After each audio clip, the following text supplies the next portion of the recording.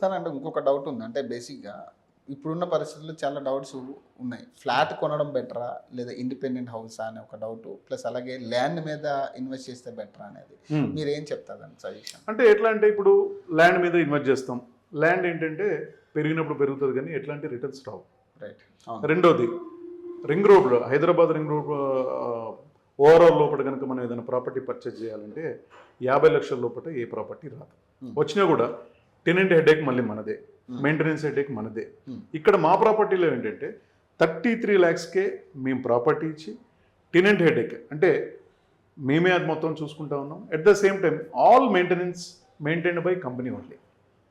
Entire maintenance మొత్తం మీరే. Yes, అక్కడ ప్లంబింగ్ ప్రాబ్లం కానీ, ఎలక్ట్రికల్ ప్రాబ్లం కానీ, ఏసీ ప్రాబ్లం కానీ టోటల్ కూడా అంతా కంపెనీ చూసుకుంటుంది. అట్ ద సేమ్ టైం వీళ్ళకి ఎట్లాంటి మెయింటెనెన్స్ ఛార్జెస్ ఓనర్కి లేకుండా వాళ్ళకి ఇచ్చే రెంట్ 20,000 రూపీస్ అనేది వాళ్ళ అకౌంట్లో బై 3rd to 10th మధ్యలో వస్తుంది. ఏ బడ్జెట్ నుంచి అవైలబిలిటీ ఉంది సార్ మీ దగ్గర? మినిమం మా దగ్గర వచ్చేసి 33 lakhs అండి. 33 lakhs ఒక మోడల్ ఉంది, 52 lakhs ఇంకో మోడల్ ఉంది. అది 2 bedroom. ఓకే. దానికి మళ్ళీ రెంట్ పెరుగుతుంది. దానికి 52 lakhsకి వచ్చేసి 32,000 రూపీస్ రెంట్ ఇస్తా ఉన్నాం ప్రతి మంత్. ఎస్.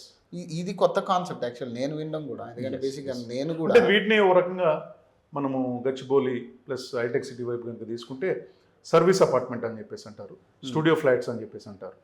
ఇది కూడా అట్లాంటిదే. బట్ ఏంటంటే మనం డిజైన్ చేసిందంటే పిలిగ్రిమ్స్కి యూజ్ అయ్యే డిజైన్స్.